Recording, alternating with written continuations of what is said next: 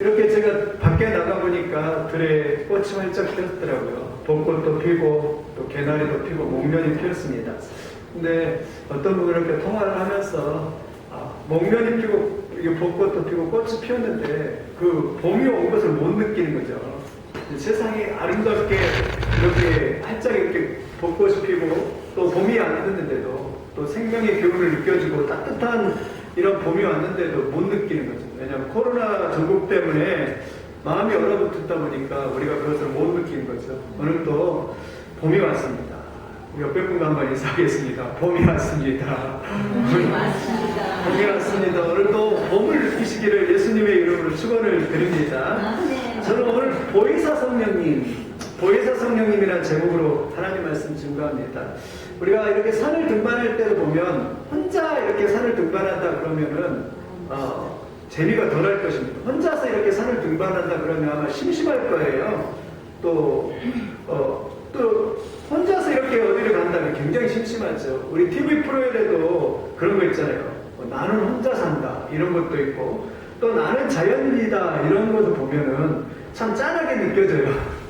왜냐하면 산중에서 그것을 굉장히 미화시켜가지고 뭐 날마다 뭐 산삼캐러 가고 날마다 뭐 맛있는 뭐 상황버섯 캐고 뭐 그래가지고 뭐 요리해서 먹고 굉장히 아름답게 이렇게 미화를 했지만 그런 생각이 들어요. 산속에서 저렇게 혼자 외롭게 산다?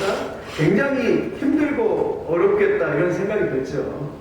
혼자 사는 것을 굉장히 미화해가지고 좋게 느껴지는데 근데 놀라운 사실은 나는 자연인이다 이게 조금 이렇게 멈추지 않는다는 거예요. 계속 혼자 사는 사람들이 늘어나고 있는 그런 추세를 이렇게 볼 수가 있습니다. 아마 세상이 힘들다 보니까 사람들이 이렇게 자꾸 이렇게 산속으로 이렇게 들어가는 것 같은 그런 느낌이 듭니다. 남녀가 데이트할 때도 마찬가지입니다. 남녀가 데이트할 때도 혼자 데이트한다고 혼자 이렇게 간다고 생각해 보십시오. 이 개나리꽃이 이렇게 아름답게 피어있는데 혼자 가면 얼마나 외롭겠습니까? 그런데 이 개나리꽃이 아름다운 것은 남녀가 이렇게 데이트하고 남녀가 함께 사랑하는 사람과 이렇게 같이 가기 때문에 그럴 것입니다.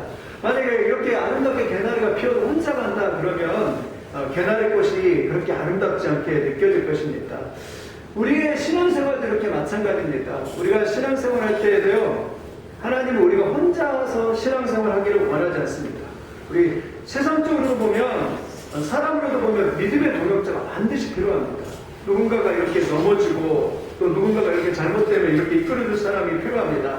뿐만 아니라 오늘 본문에는 예수님께서 우리에게 너희를 보아처럼 버려두지 않는다고 하시면서 누구를 약속하셨으면 보혜사 성령님을 약속하셨습니다. 오늘 요한복음 14장 16절 한번 같이 읽어보겠습니다. 14장 16절입니다. 같이 읽겠습니다. 시작. 내가 아버지께 구하겠으니 그가 또 다른 보혜사를 너희에게 주사 영원토록 너희와 함께 있게 하리니. 하나님께서 우리에게 다른 보혜사를 보내주신대요. 다른 보혜사. 그래서 영원토록 너희와 함께 있기라는. 그러니까 우리를 고아처럼 버려주지 않냐고 다른 보혜사를 보내준다. 이 다른 보혜사란 무슨 뜻이냐면 여러분 먼저 이 땅에 예수님이 보혜사로 오셨어요. 이 보혜사라는 뜻은요 한문으로 보호하고 은혜에 가르치사예요. 우리를 보호해 주시고 우리에게 은혜 주시고 우리를 가르치기 위해서 오신 분이 누구냐면 보혜사이십니다. 근데 그 보혜사는 누구냐면 예수님이 보혜사예요. 예수님이 이 땅에 우리를 보호해 주시고 은혜를 주시고 가르치시는 분으로 이 땅에 오셨습니다. 그런데 이제 예수님이 떠나가시면서 우리에게 다른 보혜사를 주신다고 그랬는데 그 다른 보혜사가 누구냐면 성령님입니다. 성령님. 그래서 우리가 신앙생활 할 때 성령님과 함께 신앙생활 할 때 그래서 이 보혜사라는 이 헬라어로 뭐라 하냐면 파라클레토스 여러 번 그러죠. 파라라는 것은 곁에서 클레토스는 부르다는 뜻이에요. 그러니까 우리 곁에서 우리를 도와주시기 위해서 우리 부르시는 분, 그분이 누구냐면 성령님이에요. 그러니까 예수님이 이 땅에 계시면서 하늘로 가시면서 예수님을 대신해서 우리를 보호해 주시고 우리를 인도해 주시기 위해서 누구를 보냈냐면 성령님을 대신해서 딱 보내를 주셨어요. 그러면서 뭐라 하냐면 너희가 혼자서 신앙생활 하지 말라. 누구하고 신앙생활 하냐면 보혜사 성령님과 같이 신앙생활 해라라고 그렇게 말합니다. 그래서 우리는요 마음속에 누구를 영접했냐면 보혜사 성령님을 영접해요. 절대로 혼자 성령님을 혼자 두시면 안 됩니다. 성령님을 각각 보혜사를 이렇게 번역했어요. 개혁 성경에서는 이렇게 보혜사, 어려운 단어로 표현을 했어요. 그런데 공동 번역에서는요, 협조자 또는 보호자라고 표현을 했습니다. 그리고 킹제임스 버전은요, 영어로 컴포터라고 하는데 위로자, 우리가 힘들 때, 우리가 어려울 때 우리를 위로하시는 분. 또 NIV에서는 상담자라고 했어요. 카운셀러.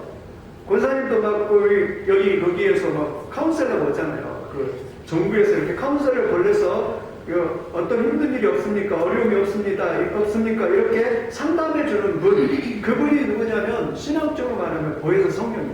우리가 어려울 때 성령님 왜 나를 이렇게 힘이 들죠? 어렵죠? 이렇게 하면서 상담을 받고 우리를 위로하시는 분. 그분이 성령님이라는 뜻이에요. NRSV 성경에서는요, 변호사예요. 어드보케이트. 그러니까 우리를 변호해줘요.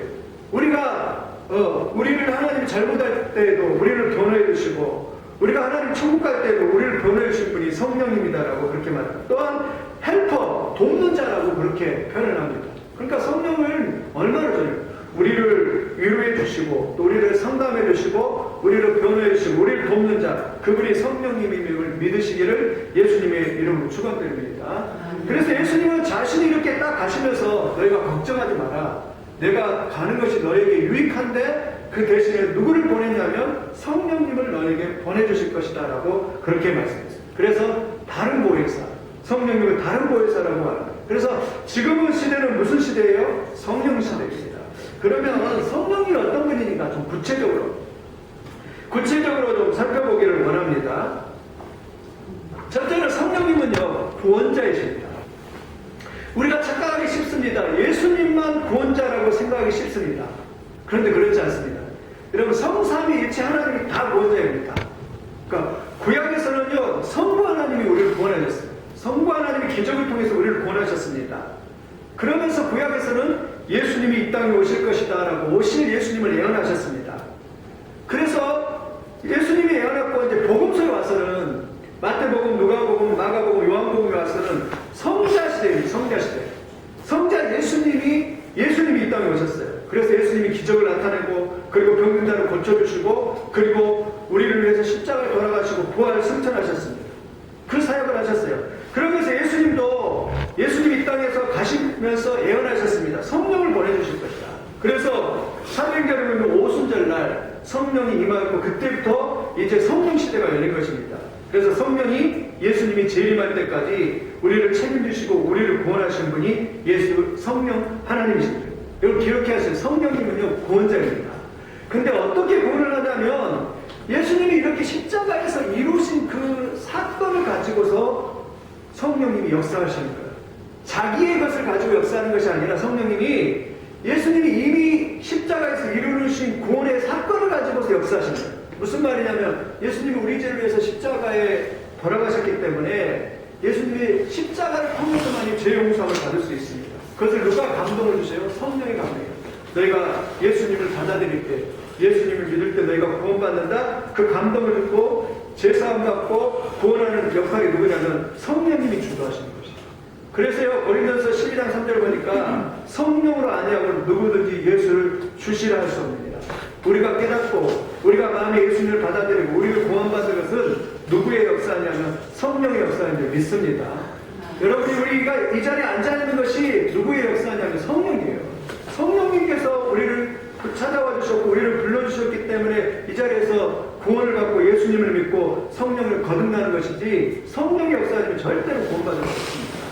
우리를 거듭나게 하는 것도 마찬가지예요. 거듭남이 뭐냐면 영적 출생이에요. 우리 어린아이가 뿡행하고 태어나는 것처럼 사람은 두 번 태어난다 그랬죠. 한 번은 육적으로, 우리 육신덩어리에서 이렇게 태어나는 것이죠.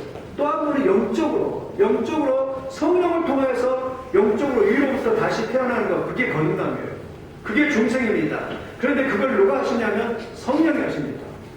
요한복음 3장 5절 보니까 예수님이 이렇게 말합니다. 진실로 진실로 내게 이르노니 사람이 물과 성령으로 나지 않으면 하나님 나라에 들어갈 수 없느니라 말이에요.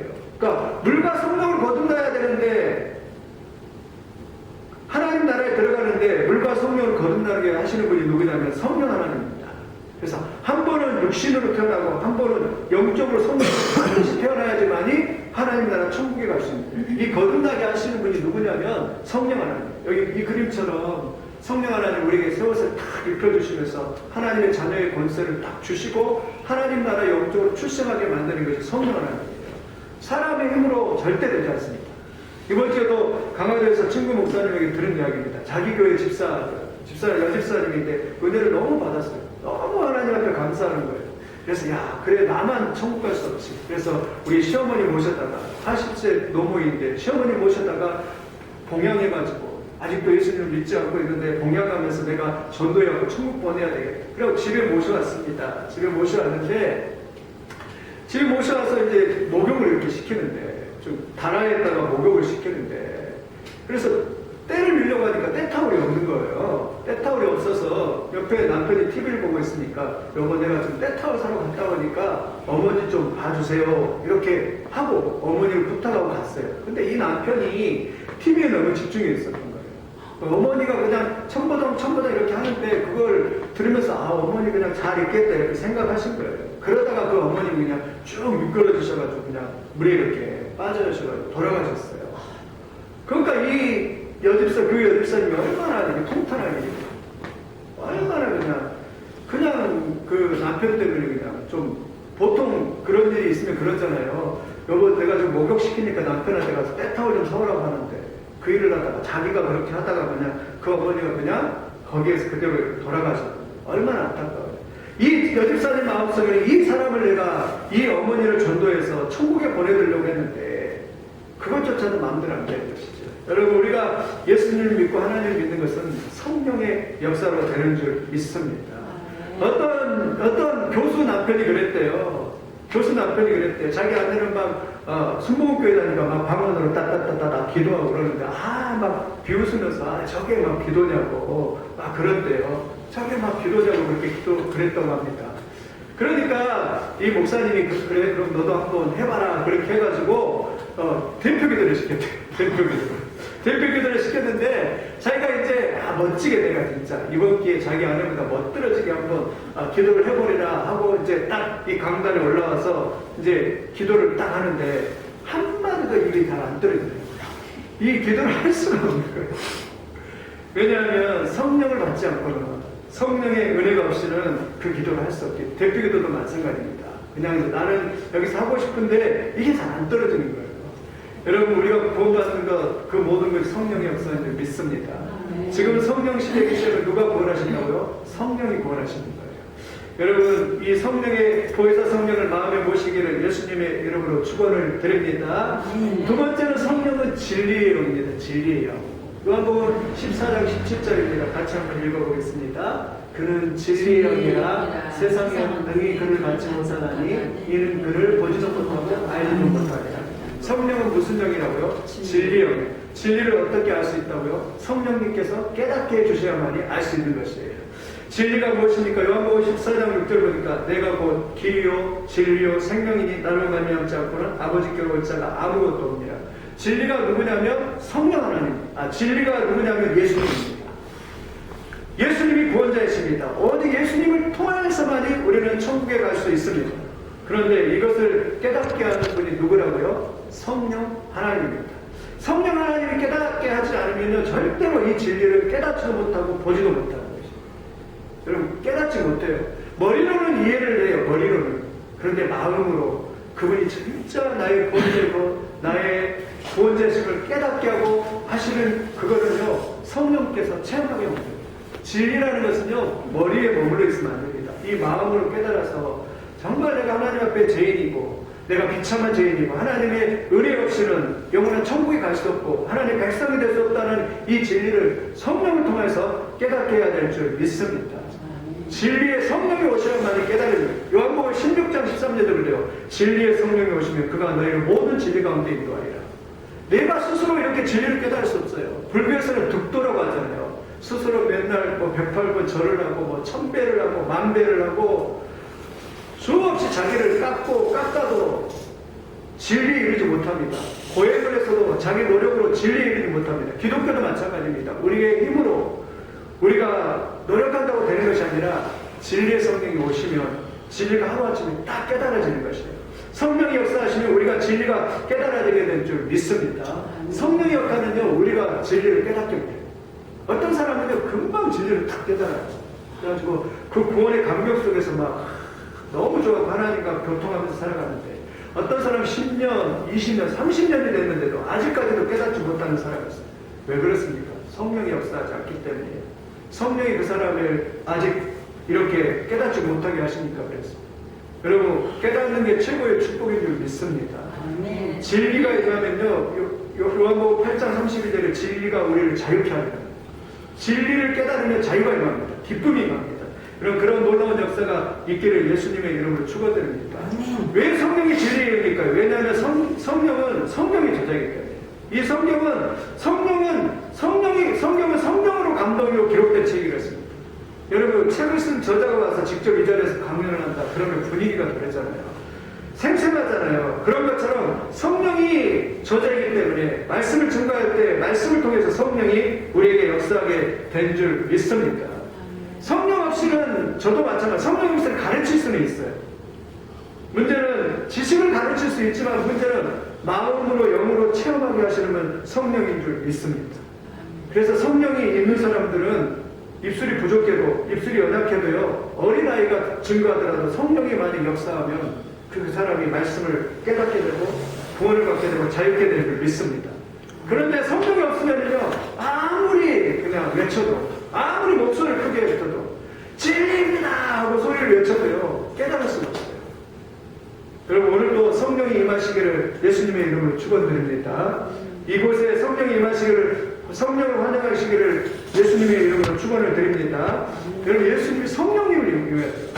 그래야지 깨달을 수 있는 거예요. 저는 재밌는 건 자주 말을 하지만 조혜련 씨, 개그맨 조혜련 씨 그 어머니 참 신통방통하다는 생각이 들어요.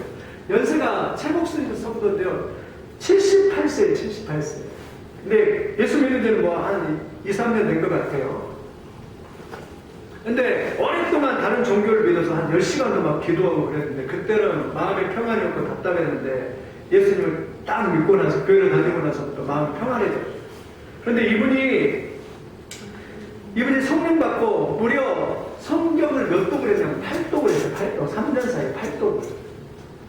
저는 이것도 기적이라고 생각합니다. 여러분, 성경을 8독한다. 이 재미없는 66권 성경을 이거 8독을 한다. 이게 말이 돼요? 아마 그랬을 것 같아요. 야, 이거 집어쳐라. 조혜련 집사가 이거 갖다 주고 읽어버렸으면, 야, 집어쳐라. 그러면서 TV 켜. TV 재밌는 게 얼마나 많아. 이러면서 그냥 이거 던졌을 것 같아요. 그런데요, 이 성경, 재미없는 이 성경을 8독을 하면서 성경을 읽는데 너무 성경이 재밌어가지고, 그래가지고 이 어머니가, 그리고 성령 충만하니까 너무 기뻐가지고 이 얼굴이 그냥 꽃이 피었어요. 꽃이 피었어요. 화사하게 꽃이 피었더라고요. 이게 사람의 힘으로 이게 가능할까요? 이 성경을, 그리고 78대 때 눈이 또 이렇게 침침하고 그러는데 그걸 8독을 했다? 저는 이게 성령의 역사인 줄 믿습니다. 성령의 역사하니까 성경이 막 재미있어요. 성령의 역사하니까 이 진리를 깨달아가는 것이 너무 재밌어가지고 막 성경을 읽게 되고, 그러한 역사를, 놀라운 역사인 줄 믿습니다. 성령이 아니고서는요, 이게 재미가 있을 수가 없거든요. 그런데 성령이 역사하니까 그 최복순 성도님, 조혜련 집사님, 그 집사님, 그 어머니가 이 성경이 너무 송이불처럼 막 달다하면서 읽고 성경을 이렇게 깨닫게 되는 것이죠. 이 사람의 힘으로 안 되는 것입니다. 이것이 성령의 역사인 줄 믿습니다. 오늘도 여러분, 이 성령이 임하시기를 예수님의 이름으로 축원드립니다. 성령이 임하면 우리가 두려움도 염려도 근심도 다 사라지겠습니다. 성경 한 구절이면 되는 거예요. 예를 들면 이런 거예요. 두려움과 염려가 있다. 그러면 한 구절이면 되는 거예요. 요후서 1.9절 우리 한번 같이 읽어보겠습니다. 시작. 내가 내게 명령한 것이 아니냐. 강하고 담대하라. 두려워하지 말며 놀라지 말라. 내가 어디로 가든지 내 하나님 여호와가 너와 함께 하느니라 하시니라. 아멘. 이 한 구절만 해도 두려울 때 강하고 담대하라. 두려워하지 말라. 놀라지 말라. 왜냐하면 내가 너와 어디를 가든지 내 하나님 여호와가 너와 함께 하리라. 하나님이 함께 하신다는 이 믿음이 딱 들어오면요, 두려움이 없는 거예요. 여러분, 두려움이 사라질 줄 믿습니다. 염려가 없는 것입니다.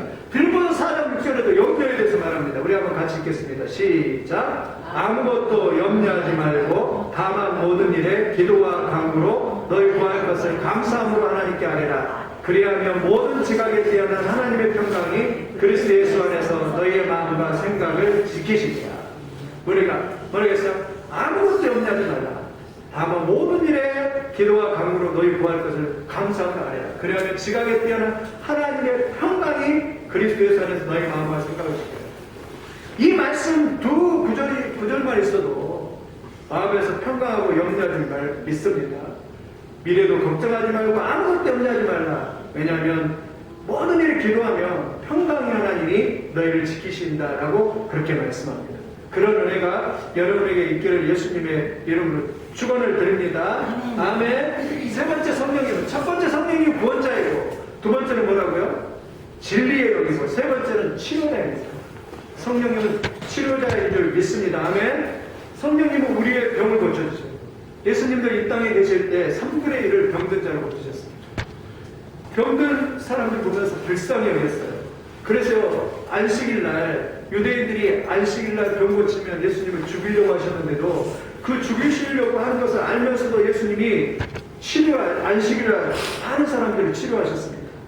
여러분, 예수님은 병든 자와 병든 병을 대적하며 살았어요. 나사렛 못 들어가서 썩은 냄새나는 그 죽음 앞에 있는 냄새나는 그 나사를 보면서 눈물을 흘리면서 그를 불쌍히 여겼다라고 성경은 말씀합니다. 그러면서 나사로야 나오라 하면서 돌을 굴러내게 하시고 나사로를 치유하는 걸 볼 수 있습니다. 성령님은 지금도 치유하시는 분인 줄 믿습니다. 지금 저 세상에도요 수많은 희귀병이 별병이 다 있습니다. 인간의 힘으로 고치지 못하는 무수한 병이 있습니다. 코로나 바이러스로도 10만 명이 지금 미국에서 넘었다고 하는데 아직도 해결책이 못 났잖아요. 그래서 막 트럼프 대통령이 뭐 산소호흡기를 만들어서 부족하니까 그걸 만들어서 이렇게 한다고 하는데 여러분 그거 어떻게 해결하겠습니까? 하나님의 은혜가 아니면 결코 치유할 수 없습니다. 지금도 마찬가지입니다. 지금도 사람들은요 여기 기회부충제라고 나왔는데 암에 걸리니까 얼마나 두렵습니까? 암에 걸리니까 3분의 1이 암이라고 하는데 그래서요 이 암을 고치기 위해서요 허락이 안 됐는데 이제 인터넷에 이제 이렇게 유튜브나 이런 데 보면 기회부충제 펜벤다졸이라고 하는데 미국에서 외국에서 이렇게 펜벤다졸이라고 하는데 기회부충제를 먹으면 낫더라 그러니까 실제로 이걸 먹고서 나은 사람이 있었어요. 그러다 보니까 이것을 막 인터넷으로 이렇게 주문을 해가지고 있는데 이게 없어가지고 이제 기회부충제가 없어가지고 이게 없대요 이제. 왜냐하면 죽음 앞에 있으니까 그냥 지푸라기라는 심정은 얼마나 불쌍합니까? 그러니까 생명을 걸고 이걸 먹는 거예요. 그렇게 되는 거예요. 참 인간이요 이 질병 앞에서 자유한다, 이게 건강한다, 놀라운 하나님의 축복인 줄 믿습니다. 그런데 여러분 성령님이 우리를 치유하여 주실 줄 믿습니다. 저도 새벽에 올 때 기도하면서 이렇게 생각하면서 제 몸에 주님 세포까지라도 이 모든 암덩어리 떠나고 세포까지라도 건강하게 축복하여 주시옵소서 이렇게 기도합니다. 여러분도 그렇게 되기를 예수님의 이름으로 축원드립니다. 주님 앞에 나와서 여러분이 건강하게 되시기를 예수님의 이름으로 축원드립니다. 여러분 세포까지라도 건강하게 되시기를 예수님의 이름으로 축원을 드립니다. 그래서 건강해지기를 예수님의 이름으로 기도하고 있습니다. 이 치료는요 조영기 목사는 오순절의 교회 전유물이 아닙니다. 우리도 하나님은 누구나 예수를 믿는 사람들, 그렇다고 해서 모든 사람 병을 고치는 것은 아니지만 그러나 예수님을 믿는 사람들, 예수님 앞에 예배드리는 사람들, 예수님을 경외하는 사람들, 모든 사람의 질병을 모든 걸 치유하게 될 줄 믿습니다. 그런 은혜가 여러분들에게 있기를 예수님의 이름으로 축원을 드립니다. 아멘. 그래서 건강해야 돼요. 건강도 하나님의 축복입니다. 그래서 오늘 또 예배 나온 우리 모두에게 건강해지시기를 예수님의 이름으로 축원을 드립니다. 아멘. 이 해오른교회 간증 이야기예요. 그 교회 윤현무 전도사가 남자 전도사가 있었는데 유성민 전도사가 있었다고 합니다. 그 청년이 이제 결혼 전명이가 돼서 애인을 사귀었는데 수개월이 지났는데 그냥 그 청년이 그 여자 자매가 암에 걸렸어요. 암이요 무려 7cm 돼요. 7cm가 굉장히 큰 거죠. 암이 걸려서 7cm가 된다고 합니다. 그 이야기를 담임 목사님이 이야기했는데 담임 목사님이 금요 철학 시간에 그렇게 강구하면서 같이 기도해요. 한 청년이 애인이 암에 걸려 슬퍼하는 청년이 있습니다. 그 여러분 자녀라고 생각하시고 함께 기도해 주십시오 하고 같이 함께 통성으로 기도를 했다가 그랬는데 진짜 병원에 갔는데 그 암이 이렇게 줄어들었어요. 그리고 주일 밤이 됐는데 주일 밤 예배 시간에 또 목사님이 같이 기도하자고 함께 이 청년을 위해서 기도하자고 함께 합식계 정교인이 통성으로 기도했다고 합니다. 근데 놀랍게도요 이 자매가요 암이 사라졌어요. 할렐루야. 암이 사라지고 건강해져서 치유돼서 그래서 결혼을 해가지고 행복한 가정을 이루고 이렇게 지금 잘 살고 있다라고 그렇게 간증하는 것을 읽어보았습니다. 여러분 하나님은 여호와 라파의 치료의 하나님이신 줄 믿습니다. 성령님은 지금도 우리의 질병을 고치시는 놀라운 좋으신 분이신 줄 믿습니다. 마가복음 16장 17, 18절 예수님이 승천하시면서 이렇게 말했어요. 믿는 자들에게는 이런 표적이 따르니 곧 그들이 내 이름으로 귀신을 쫓아내며 새 방언을 말하며 뱀을 집어 올리며 무슨 독을 마실지라도 해를 받지 아니하며 병든 사람에게 손을 얹은 즉 나으리라. 아멘. 병든 사람에게 손을 얹은 즉 나을 줄 믿습니다. 이런 표적과 역사가 나타날 줄 믿습니다. 그래서 교회 와서 치유함을 받고 자유하는 것입니다. 여러분의 병도 예수님의 이름으로 치유되기를 예수님의 이름으로 축원드립니다. 그래서 예배드릴 때 역사가 나타나는 거예요. 하나님 앞에 나가서 예배드릴 때 그런 치유와 질병의 역사, 건강해지는 역사가 나타나게 될 줄 믿습니다. 성령님은 우리를 만지시고 성령님은 우리를 치유하기를 원하십니다. 성령님은 좋으신 분이에요. 그러니까 치유의 역사가 오늘날도 일어날 줄 믿습니다. 병든 사람에게서 건강하게 돼서 막 은혜가 넘치죠. 또 은혜 받으면요 이 바이러스가 건강한 사람이 오지 않습니다. 건강하게 되어서 행복하게 될 줄 믿습니다. 이런 건강한 은혜가 여러분의 있기를 예수님의 이름으로 축원을 드립니다. 아멘. 넷째는 성령님은 교회의 부흥을 허락하셔요. 교회의 부흥을. 모든 작은 교회의 소원이 그거겠죠. 부흥이겠죠. 부흥은 우리 힘으로 되는 게 아니라 성령의 능력으로 가능한 줄 믿습니다. 스가랴서 4장 6절에 사람이 힘으로 되지 않냐고 능으로 되지 않냐고 오직 나의 신으로 성령으로 된다고 말합니다. 사도행전 1장 8절에도 오직 성령이 너희에게 임하시면 너희가 권능을 받고 예루살렘과 온 유대와 사마리아 땅끝까지 이르러 내 증인이 되리라라고 그렇게 말했습니다. 우리가 성령을 사모하고 성령을 기대할 때 놀라운 역사가 나타납니다. 오순절에도 그랬습니다. 오순절날 성령 임할 때 그 전에는 제자들은요 힘도 없고 능력도 없었습니다. 그런데 오순절날 성령이 임했을 때 제자들이 그냥 베드로가 설교하자 3,000명, 5,000명 주님께 회개하고 돌아온 부흥의 역사가 일어났습니다. 성령이 있으면 살고 성령이 없으면 죽습니다. 마귀는 끊임없이 교회를 사분원을 무너뜨리고 교회를 분열시키고 서로 싸우게 만들고 끊임없이 역사하기 때문에 성도들이 믿음을 포기하게 만들고 성도들이 잠자게 만들고 마귀는 끊임없이 교회에 문제를 가져다주고 그러는데 그러나 기도하는 교회 성령이 역사하는 것에 달라질 줄 믿습니다. 그래서 오늘도 성령을 체험하시기를 예수님의 이름으로 축원을 드립니다. 오늘도 성령을 기대하고 성령을 체험해야 돼요. 하나님을 체험하시길 바랍니다. 시편 34편 8절에 너희는 여호와의 선하심을 맛보 알지어다. 그에게 패하는 자는 복이 있도다. 성령을 체험해야 돼요. 성령을 맛보야 돼요. 이게 중요한데 오늘 아침 때 배고플 텐데 이제 볶음이 나는데 맛있는 스테이크가 있어요. 예를 들어보는 거예요. 한 사람은 그랬다가 한 사람은 이렇게 설교해요. 한 사람은 그냥 먹어보지도 않고 이게 보면서 진짜 이 스테이크가 맛있게 생겼죠. 스테이크가 참 맛있습니다. 이제 소개를 이렇게 한다고 해요. 먹어보지도 않고. 그런데 한 사람은요 이것을요 딱 이렇게 썰어가지고 한 입 딱 먹어보면서 입에서 살살 녹으면서 그것이 그냥 딱 이게 목구멍으로 넘어가면서 이게 너무나 맛있는 그 맛을 느끼면서 이게 근침이 돌아가죠. 정신때 스테이크라도 먹어야 되는데. 그런데 그렇게 먹으면서 맛을 보면서 이 스테이크 맛을 보면서 느끼는 거하고 그냥 설명으로 하는 거하고 다른 것이죠. 성령님도 마찬가지입니다. 우리가 성령님을 다 경험하면 이 머리로 아는 것이 아니라 우리의 지식으로만 아는 게 아니라 우리의 마음으로 영으로 딱 경험하고 구원을 경험하고 성령님을 딱 경험하면요 진짜 스테이크를 먹으면서 이렇게 느끼는 거하고 똑같은 거죠. 물론 이거와 비교를 할 수는 없지만 여러분 성령님을 경험하고 성령님을 체험하시기를 예수님의 이름으로 축원을 드립니다. 그러면 어떻게 하면 성령님을 체험하고 성령님을 우리가 마음에 모셔야 될까? 첫째, 성령을 간절히 사모하시기를 예수님의 이름으로 축원드립니다.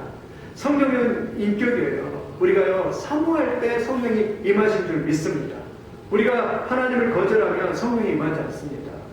우리가 성령을 사모할 때 임하는, 예를 들면 우리가 그렇잖아요. 우리 또 여러분이 막 저를 막 좋아해 주시면 저도 기뻐가지고 막 여러분한테 다가갈 것입니다. 그런데 여러분이 저를 무시하고 그냥 찾아보지도 않고 그러면요, 저는 여러분한테 다가갈 수 없어요. 왜냐하면 인격이기 때문에 그렇습니다. 성령님도 마찬가지입니다. 우리가 성령님을 찾고 하나님을 찾고 그러면요, 우리에게 찾아오십니다. 우리의 마음이 임하십니다. 우리를 만나주십니다. 그리고 성령님 체험하게 해주십니다. 여러분, 이런 은혜가 있기를 예수님의 이름으로 축원을 드립니다. 막 사모해야 돼요. 성령님을 사모하고 간절히 찾으며 만나게 될 줄 믿습니다. 두 번째는 성령님의 도우심을 반드시 구해야 돼요. 아까도 그랬죠. 우리가 신앙생활 때 혼자 살지 말고 성령님을 도움을 구하면서 살아가기를 바랍니다. 성령님의 도우심을 구해야 돼요. 야고보서 4장 2절 보니까 너희가 얻지 못하면 구하지 않기 때문에. 왜 도움을 못 받아요? 구하지 않기 때문입니다. 우리 힘으로 하면요, 기도도요, 5분, 10분 하면요, 기도가 그냥 딱 떨어져 버려요. 할 수가 없어요. 그런데요, 30분, 1시간, 2시간, 3시간 이렇게 기도하려면요, 반드시 성령의 인도함을 받아야 됩니다. 물론 어떤 사람이 이래요, 뭐, 이렇게 바쁜 세상에 2시간, 3시간 기도할 필요가 뭐가 있냐. 하나님 우리가 모든 걸 다 아시는데 뭘 그렇게 기도하냐 그렇게 할지 모르지만 루터가 그런 말을 했습니다. 나는 바쁘기 때문에 일이 더 많기 때문에 2시간, 3시간 기도한다고. 왜냐하면 우리가 기도할 때 하나님이 일하시기 때문입니다. 하나님의 역사하심을 믿으시기를 예수님의 이름으로 축원드립니다. 조인기 목사님이 그랬대요. 조인기 목사님도 이렇게 지금 이제 가발써가지고 이래요. 연세가 많이 되셨어요. 지금 뭐 84세인가 이렇게 되더라고요. 가발을 쓰셔가지고 또 색다른 모습으로 그러는데 84세인데도 설교를 한다? 대단한 거잖아요. 보통 사람들은 은퇴하는데 이번에 됐대요. 지금까지 목사님이 목회하면서 가장 힘든 것이 무엇입니까? 그게 대답합니다. 저는 기도가 가장 힘들었다고 해요. 왜 다른 사람은요, 기도를 그냥 해치우기식으로 그냥 한 10분, 20분, 30분 하지만, 평범하게 30분 하지만, 그 많은 성도를 이끌기 위해서 자기는 보통 3시간에서 보통 5시간을 기도하지 않고는 이 사람을 이끌 수 없습니다.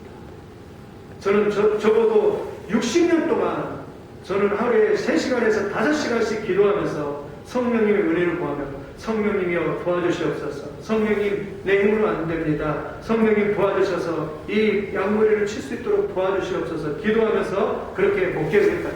그랬더니 그렇지 않으면 그냥 그 수많은 사람이 얼마나 다양하고 얼마나 그냥 악한 사람도 많이 있습니까? 수많은 그런 사단의 시험 속에서 4번 5열 될 수 있었는데 그런데 이 기도를 통해서 성령님의 도움을 구하여 나갔더니 승리하는 그런 놀라운 축복의 역사를 경험하였다고 그렇게 고백하고 있습니다. 여러분 성령님의 도움을 받아 기도하시기를 예수님의 이름으로 축원드립니다. 첫 번째는 그래서 뭐예요? 성령을 사모하고 성령의 도우심을 구하고 세 번째는 성경 말씀을 의지하고 성경 말씀을 읽고 의지하시기를 예수님의 이름으로 축원드립니다. 기도만 하면 미신처럼 하나님 도와주세요, 하나님 도와주세요 기도만 하면 안 됩니다. 그렇게 기도해야지만 또 하나는 뭐냐면 우리가 신앙의 균형을 위해서는 반드시 하나님의 말씀을 또 돌아가야 됩니다. 기도하면서도 기도만 하면 신비주의에 빠질 수 있어요. 그런데 기도하면서 하나님 말씀으로 확인하면서 하나님 말씀과 기도로 균형을 잡고 나아갈 때 여러 가지 사탄의 그런 이상한 행동들을 막을 수도 있고 우리가 올바르게 기도하게 될 줄 믿습니다. 그래서요 하나님 말씀과 기도를 같이 가야 돼요. 그래서 우리가 기도할 때도 이 기도의 응답을 하나님 말씀으로 받고 이 말씀과 기도로 같이 하나님의 뜻을 분별해서 나갈 때 승리하게 되는 역사가 있기를 예수님의 이름으로 축원을 드립니다. 그래서 이 좋으신 성령님 수봉교회 젊은 분이 아니고 우리 교회도 성령을 환영하고 성령의 놀라운 축복을 경험하시기를 예수님의 이름으로 축원드립니다. 성령을 경험해야 돼요. 신앙은 경험적이어야 됩니다. 그러니까 옛날에 복음서에만 예수님 시대에만 그냥 오병의 능력이 나타나고 또 구약에서만 능력과 기적이 나타나고 그러한 역사가 그냥 지금은 끝이 났다? 그게 아닌 거죠. 물론 뭐 요단강을 건너고 막 오병의 기적을 나타내는 그런 능력은 없습니다. 그러나 이 진리의 말씀이 내게 와서 체험이 되고 성령을 경험하고 하나님을 경험하고 하나님을 만나고 하나님의 임재를 체험하는 역사가 오늘날도 있어야 될 줄 믿습니다. 그런 은혜가 성령을 통해 여러분에게 있기를 예수님의 이름으로 축원을 드립니다. 아멘. 말씀을 정리합니다. 성령님은 첫째는 우리의 구원자이십니다. 아멘이십니까? 우리의 구원자이십니다. 성령은 진리형입니다. 성령이 임하면 진리가 막 깨달아져요. 80대 먹은 조혜련 어머니 같이 고인들도요, 아무 학교도 안 다닌 어르신들도 성령이 임하면 진리가 깨달아져요. 그런데 저 서울대 교수라 할지라도, 저기 신학대학 교수라 할지라도 성령이 역사하지 않으면 아무리 지식적으로 많이 안다 할지라도 진리가 체험이 안 되는, 깨달아지지 않는 것입니다. 여러분, 진리를 깨닫게 되기를 예수님의 이름으로 축원드립니다. 아멘. 성령이 임하여 우리를 치유하십니다. 우리의 모든 질병들이 나사렛 예수의 이름으로 오늘도 치유되기를 예수님의 이름으로 축원드립니다. 성령이 임하면 교회가 붕할 줄 믿습니다. 우리 교회도 하늘의 문이 열리고 놀라운 붕의 역사가 이곳에 임하기를 간절히 축원을 드립니다. 그러므로 성령을 사모하고 성령의 도움을 구하고 성령을 읽고 의지하여서 날마다 성령의 역사를 체험하는 그런 복된 교회가 다 되시기를 예수님의 이름으로 축원을 드립니다. 아멘.